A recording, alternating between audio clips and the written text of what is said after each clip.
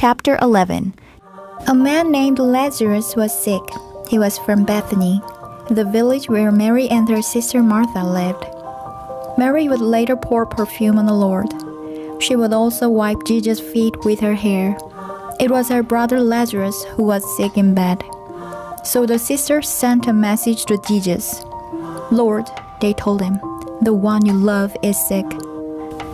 When Jesus heard this, he said, "This sickness will not end in death. No, it is for God's glory. God's Son will receive glory because of it." Jesus loved Martha and her sister and Lazarus. So after he heard Lazarus was sick, he stayed where he was for 2 more days. And then he said to his disciples, "Let us go back to Judea." "But Rabbi," they said, "a short time ago the Jews there tried to kill you with stones. Are you still going back?" Jesus answered, "Aren't there 12 hours of daylight?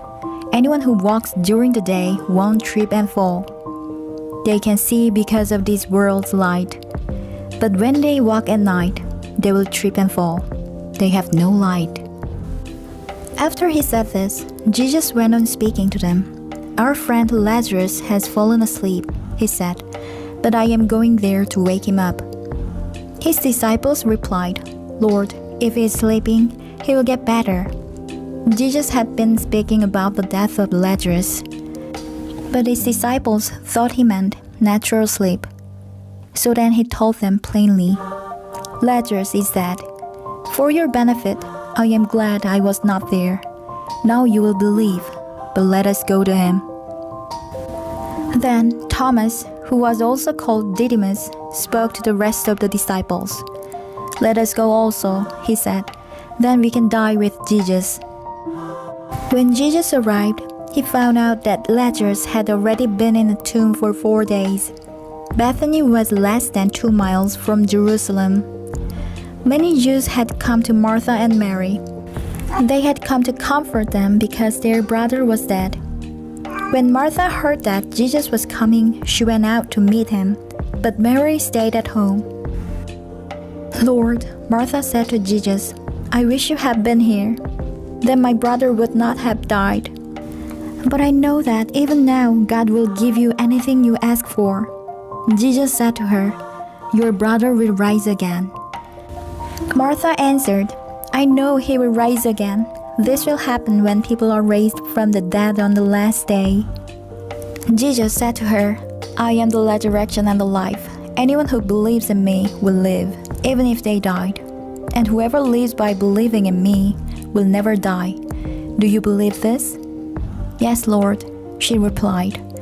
"I believe that you are the Messiah, the Son of God.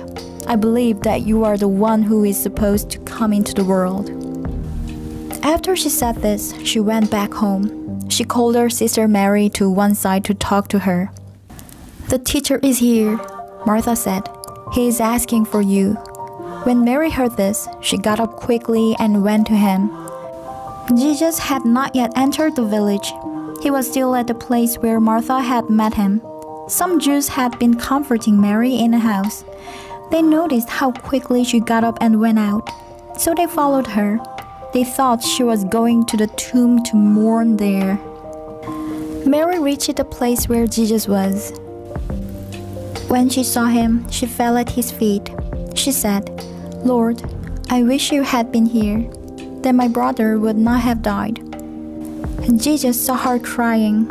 He saw that the Jews who had come along with her were crying also. His spirit became very sad, and he was troubled. "Where have you put him?"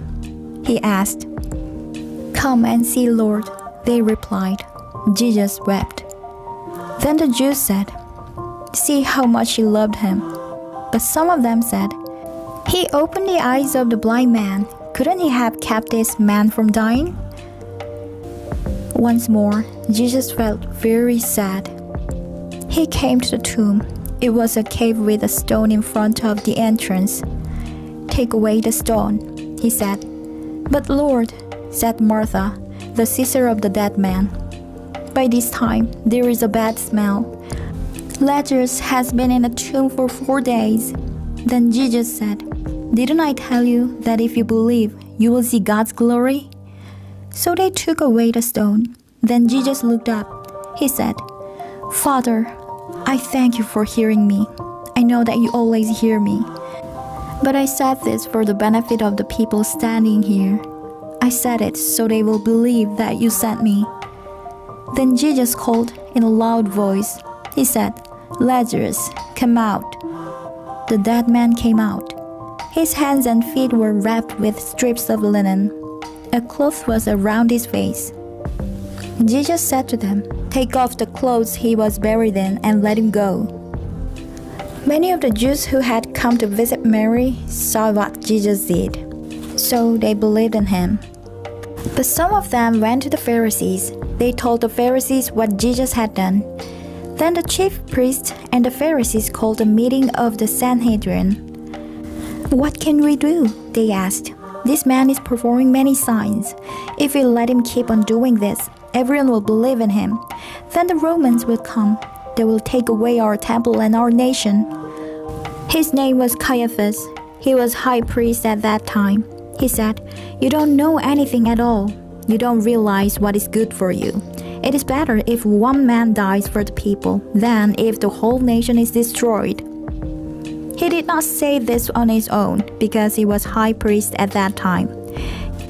He prophesied that Jesus would die for the Jewish nation. He also prophesied that Jesus would die for God's children scattered everywhere. He would die to bring them together and make them one. So from that day on, the Jewish rulers planned to kill Jesus. Jesus no longer moved around openly among the people of Judea. Instead, he went away to an area near the desert. He went to a village called Ephraim. There he stayed with his disciples. It was almost time for the Jewish Passover feast. Many people went up from the country to Jerusalem. They went there for the special washing that would make them pure before the Passover feast. They kept looking for Jesus as they stood in the temple courtyard. They asked one another, What do you think? Isn't he coming to the feast at all? But the chief priests and the Pharisees had given orders. They had commanded anyone who found out where Jesus was staying to report it. Then they could arrest him.